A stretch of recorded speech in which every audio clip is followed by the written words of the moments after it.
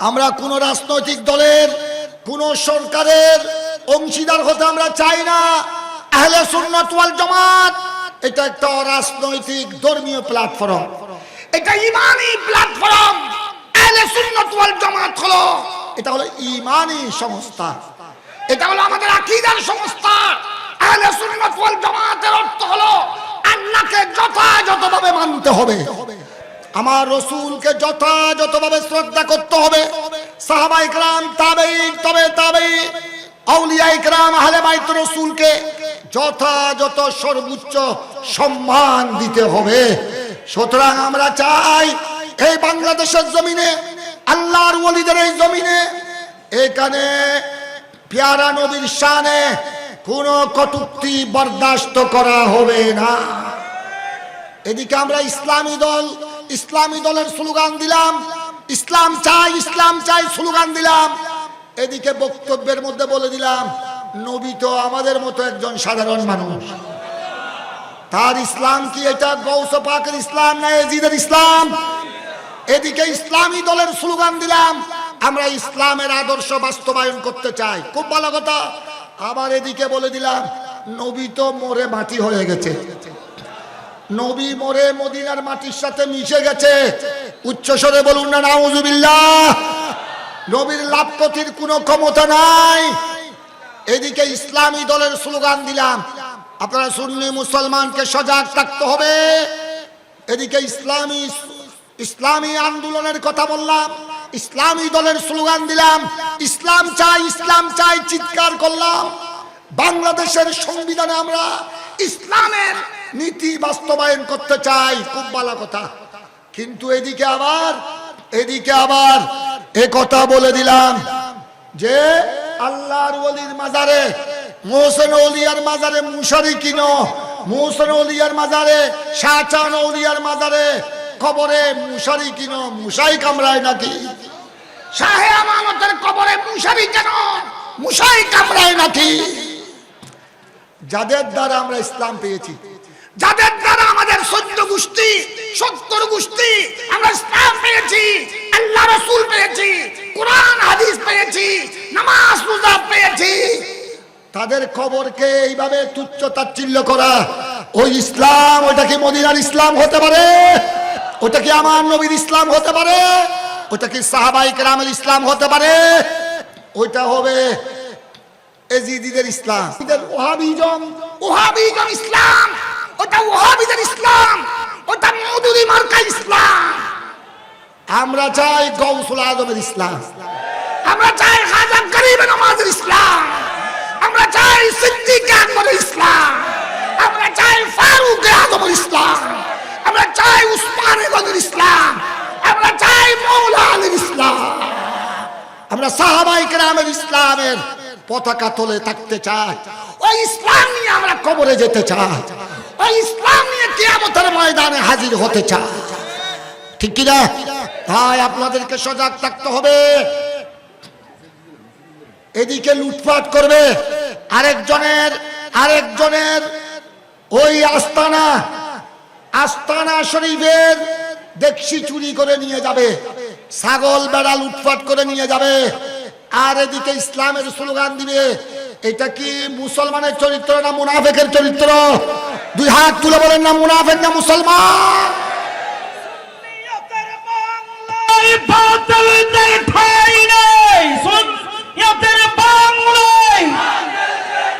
হাত তুলে বলতে চাই বন্ধুরা, সুন্নিয়তের বাংলায় বন্ডদের ঠাঁই নাই, জঙ্গিদের ঠাঁই নাই, গরু সুরদের ঠাঁই নাই। এরা কি মুসলমান না গরু সুর? এরা কি মুসলমান না ছাগল সুর? এরা কি মুসলমান না দেখছি সুর? আপনাদেরকে তো আর দলিল দিয়ে বুঝানোর দরকার নাই, সব তো মিডিয়া সাক্ষী। একটা দুটা নয়, হাজার হাজার মিডিয়া সাক্ষী, ঠিক কিনা? এটা মিডিয়া তো আমাদের চট্টগ্রামের মিডিয়া নয়, আমার আপনার পকেটের মিডিয়া নয়। তারপরেও যদি আপনারা আমাদের রাজনীতিবিদদেরকে আমি অনার করি, যারা ন্যায় পরায়ণ, যাদের কাছে আল্লাহর ভয় আছে, আমার নবীর প্রেম আছে, দেশের মোহব্বত আছে, জনগণের মোহব্বত আছে, আমার প্রিয় মাতৃভূমি বাংলাদেশের মাটির মোহব্বত যাদের অন্তরে আছে, যারা দুর্নীতিবাজ নয়, লুটপাটকারী নয়, তাদেরকে আমরা সম্মান করি, তাদেরকে আমরা দোয়া করি। আল্লাহ যেন এই ধরনের, আপনারা দোয়া করবেন, এই ধরনের ন্যায় পরায়ণ রাজনীতিবিদ, এই ধরনের ন্যায় পরায়ণ রাজনীতিবিদ, আল্লাহওয়ালা, নামাজি, আশিকে রাসূল, নবী প্রেমিক, ওলি প্রেমিক, যারা দুর্নীতিবাজ নয়, দেশপ্রেমিক, এই ধরনের রাজনীতিবিদদের হাতে আল্লাহ যেন দেশের ক্ষমতা দান করে। এই ধরনের নেতৃবৃন্দকে আল্লাহ যেন দেশের ক্ষমতা দান করে। আল্লাহ যেন আমাদের প্রিয় মাতৃভূমিকে গুন্ডা সান্ডাদের থেকে যেন হেফাজত করে। এজিদ মার্কা মুসলমানের খপ্পত থেকে আল্লাহ যেন বাংলাদেশকে রক্ষা করে। আল্লাহ যেন এই দেখশি সুর আর ছাগল সুর লুটপাটকারী এদের থেকে যেন আমাদের বাংলাদেশের ইজ্জতকে রক্ষা করে। তাই আপনাদের খেদমতে আরজ আমার শেষ কথা এইটাই হলো আহলে সুন্নাত ওয়াল জামাতের নিদর্শন, এটাই আমাদের আহলে সুন্নাত ওয়াল জামাতের বাণী।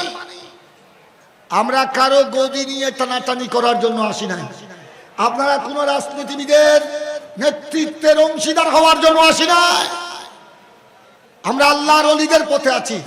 বাবা মুহসিন ওলিয়া যাই পথে, শাহে আমানত যাই পথে, শাহে জালাল 360 ওলি যাই পথে, যারা ইসলাম বাংলাদেশের জমিনে ইসলাম দিয়েছেন, আমরা তাদের পদাঙ্ক অনুসরণ করি, আমরা তাদের আদর্শের কথা বলি।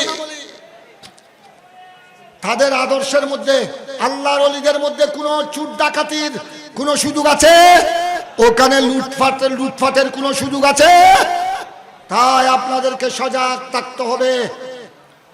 সাথে সাথে আপনাদের খেদমতে আরজ করব, আপনাদের সুন্নি মুসলমান আল্লাহর ওলির মাজারে আমরা জিয়ারত করব। এই জন্য এটার নাম মাজার। এটার নাম কি? যারা বলে সুন্নিরা বেদাতিরা মাজার পূজা করে, আমরা মাজার পূজা করি না, এরাই হিন্দুদের মন্দিরে গিয়ে পূজা করে। যারা এই কথা অপবাদ দিয়েছিল যে সুন্নি মুসলমান বেদাতিরা ওই মাজারে পূজা করে, অলির মাজারে পূজা করে, আমরা পূজা করি না, এখন তারা হিন্দুদের মন্দিরে গিয়ে পূজা করতেছে, এখন হিন্দুদের মন্দিরে গিয়ে পাহারা দিচ্ছে। তাই আমরা হুঁশিয়ার করতে চাই, আল্লাহর ওলির মাজার নিয়ে যারা ভৌতবাজি করবে, আল্লাহর ওলির মাজার নিয়ে যারা মিথ্যা অপবাদ দিবে, তাদের তাই হলো হিন্দুদের মন্দিরে। আল্লাহ জানে এই বছর তো হিন্দুদের মন্দিরে পাহারা দিল, আমার ভয় লাগছে আগামী বছর কোনো হিন্দুদের ফইতা গলায় দেয় কিনা। এটাও বেশি দেরি নাই, আল্লাহর ওলির মাজারের সাথে বিয়াদবি ছাড়ো, নতুবা ঈমান নিয়ে কবরে যেতে পারবে না। সুতরাং আপনাদের প্রতি আমাদের অনুরোধ, আপনারা আমাদের ভাই বেরাদর সুন্নি মুসলমান সরল। আমাদের কিছু সুন্নি মুসলমান আছে মূর্খ, লেখাপড়া জানে না, খবরদার আল্লাহর ওলির মাজারে গিয়ে দুম দুম সজদা করবেন না। আল্লাহর ওলির, এই জন্য এটার নাম মাজার। মাজার মানে জিয়ারত গাহ, ওখানে করতে হবে জিয়ারত, ওখানে দিতে হবে সালাম, ওখানে পড়তে হবে ফাতিহা শরীফ, কুল হুয়াল্লাহ শরীফ, দরুদ শরীফ। আর যদি জানেন সূরা ইয়াসিন পড়বেন, সূরা মুলুক পড়বেন, কোরআন তেলাওয়াত করবেন, দরুদ শরীফ পড়বেন, মিলাদ শরীফ পড়বেন, তারপর আল্লাহর ওলির উসিলা নিয়ে আল্লাহর দরবারে দোয়া করবেন। এটাই হলো আল্লাহর ওলির মাজারের জিয়ারতের নিয়ম, এটাই হলো ইসলামী শরীয়তের বিধান। আর আল্লাহর ওলির মাজারে উরুস খেয়াল রাখবেন, আমরা যে বাবা মুহসিন ওলিয়ার উরুস করি, আল্লাহর ওলিদের উরুস ফাতিহা করি, বাদশাহী গাউস জামান আলে রাসূল আল্লামা তাইয়্যিব শাহ সাহেব কিবলার উরুস পাক করি, কুতুবুল আউলিয়া সৈয়দ আহমদ শাহ শ্রীকুটির উরুস পাক করি। আমার দাদা উস্তাদ, আমাদের অনেকের দাদা উস্তাদ ইমামে আহলে সুন্নাত, আমার দাদা জান উস্তাদুল মুহাদ্দিসিন আল্লামা হাশিম শাহবুদুরের উস্তাদ, শেরে মিল্লাত আল্লামা মুফতি নাঈম শাহবুদুর উস্তাদ, এই আনোয়ারার প্রখ্যাত বলি, হে আনোয়ারার আলেম শিরোমণি হযরতে হুজুরের সাহেবজাদা এখানে আছে, হাফেজ সাহেব, হাফেজ নুরুসফা সাহেব, ওনার শ্রদ্ধেয় পিতা, ওনার শ্রদ্ধেয় আব্বাজান আমাদের দাদা উস্তাদ হুজুরের সাথে আমি এই আনোয়ারায় অনেক তাকরীর করেছি। আমি হুজুরকে দেখেছি, হুজুরের দোয়া মুনাজাত, উনি একজন জিন্দা ওলি ছিলেন, জিন্দা ওলি, জিন্দা ওলি। আমরা ওনাদের প্রধানকে অনুসরণ করি। ওনারা আমাদেরকে বন্ডামি শিক্ষা দেয় নাই, ওনারা আমাদেরকে আমার নবীর সুন্নত শিক্ষা দিয়েছে, ওনারা আমাদেরকে আল্লাহর ওলির দরবারের আদব শিক্ষা দিয়েছে। আল্লাহর ওলির উরুস পাক কিভাবে হয় আপনারা আনোয়ারাবাসী দেখেছেন। হুজুরের মাজারে আলেম কুল শিরোমণি, ওলি কুল শিরোমণি হুজুর আল্লামা আহমদ হাসান শাহ সাহেব হুজুর, বড় হুজুর, যাকে এক নামে আনোয়ারায় কি বলা হয়, আনোয়ারায় বলা হয় বড় হুজুর, বড় হুজুর কেবলার উরসে পাক আপনারা দেখেছেন। আমি গুনেগার তো, আমার দাদা হাফেজ নুরুস্তফা হুজুরের ঔলাদরা আমাকে হুজুর নাতি হিসেবে, নাতি সাগরিত আমি হলাম, আমি হুজুরের সরাসরি সাগরিত হতে পারি নাই, আমি হুজুরের ছাত্রের ছাত্র, আমি হুজুরের নাতি সাগরিত হিসেবে হুজুর আমাদেরকে মহব্বত করতেন। তিনি সকল সুন্নি আলেমকে মহব্বত করতেন। আমাদের যতক্ষণ তাকরীর চলতো হুজুর বসে থাকতেন। পরবর্তী পর্যায়ে হুজুর দোয়া করতেন। হুজুরের মাজার থেকে শিক্ষা নিবেন আল্লাহর ওলির উরুস ফাতিহা কিভাবে করতে হয়।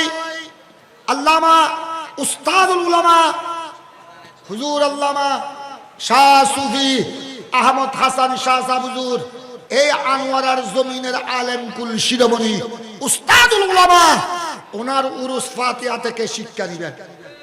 জামিয়ার ময়দান মারকাজে আহলে সুন্নাত জামিয়া আহমদিয়া সুন্নিয়ার ময়দান থেকে শিক্ষা দিবেন গাউসুল আজম দস্তগীরের উরুস ফাতিহা কিভাবে হয়, খাজা গরিবের নামাজের উরুস ফাতিহা কিভাবে হয়, খাজা চৌরবি কুতুবুল আউলিয়া বানিয়ে জামিয়া সৈয়দ আহমদ শাহ শ্রীকুটি আলাইহির রহমা ওয়া রিদওয়ান, আমার মুর্শিদে করিম গাউসুনা গাইসুনা মুর্শিদুনা আলম বরদার আহলে সুন্নাত বানিয়ে গাউসিয়া কমিটি, বানিয়ে তরজুমানে আহলে সুন্নাত, বানিয়ে জশ্নে জুলুসে ঈদে মিলাদুন নবী হুজুর আল্লামা তৈয়ব শাহ সাহেব কেবলার উরুস ফাতিহা জামিয়ার ময়দানে কিভাবে হয় আপনারা দেখে আসবেন।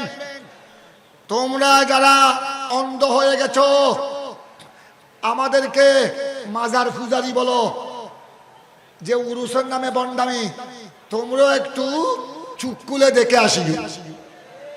আহমদ হাসান শাহ হুজুরের উরসে পাক একটু দেখে আসিও, অন্তত ভিতরে না ঢুকলো বাইর থেকে দেখে আসিও। আল্লামা তৈয়ব শাহ হুজুর কেবলার উরসে পাক,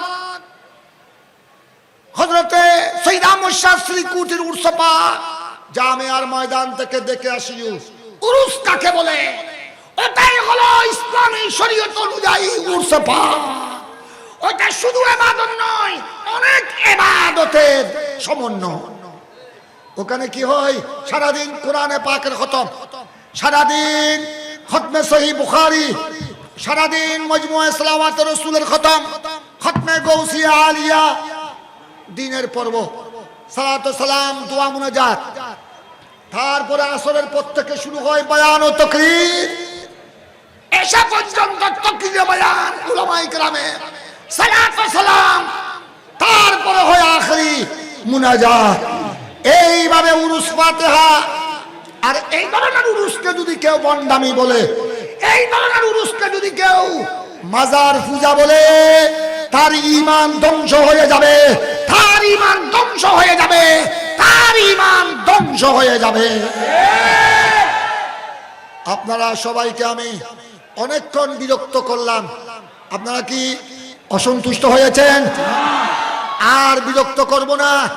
দুই একটি কথা আপনাদের খেদমতে আরজ করে আমি এই রায়পুর সুন্নি কনফারেন্সের শেষ মুনাজাত পর্যন্ত, আখেরি মুনাজাত পর্যন্ত, শেষ সময় পর্যন্ত সফলতা, কামিয়াবি, আল্লাহর দরবারে কামিয়াবির ফরিয়াদ করে সবাইকে ধন্যবাদ জানিয়ে সামনে সুন্নিয়তের ডাকে সবাই একত্রিত হওয়ার আহ্বান জানিয়ে আমার কথা শেষ করছি। খবরদার, সুন্নি মুসলমানের 1 নম্বর আদর্শ ঈমান আকীদা। ঈমান আকীদার পরে সুন্নি মুসলিম নরনারীর আদর্শ পাঞ্জেগানা নামাজ। পাঞ্জেগানা নামাজের মধ্যে কোনো চার নাই। পাঞ্জেগানা নামাজ পড়তে হবে। 2 হাত তুলে বলেন, পাঞ্জেগানা নামাজ পড়তে হবে কিনা? পাঞ্জেগানা নামাজ অবশ্যই পড়তে হবে, ফরজে আইন। যতক্ষণ মুসলিম নরনারীর বিবেক ঠিক আছে, যতক্ষণ মাথা ঠিক আছে, জ্ঞান বুদ্ধি হুঁশ বুদ্ধি ঠিক আছে, ততক্ষণ পর্যন্ত নামাজের ব্যাপারে কোনো চাপ। সবাই এই কথা যে মাহফিল থেকে জেনে নিবেন। ঈমান আকীদার পরে হলো নামাজ। রমজানের রোজা যাদের উপর ফরজ হয়েছে, সামর্থ্যবান হজ্জে বাইতুল্লাহ, যারা মালদার সাহেবে নেশাব সামর্থ্যবান, বৎসরে একবার 40 ভাগের 1 ভাগ যাকাত আদায় করতে হবে। ইসলামের বিধি বিধানগুলো অনুসরণ করবেন। সুন্নি মুসলমানের এটা অন্যতম আদর্শ। আল্লাহ তাবারক ওয়া তাআলা আমাদেরকে যেন কবুল করে।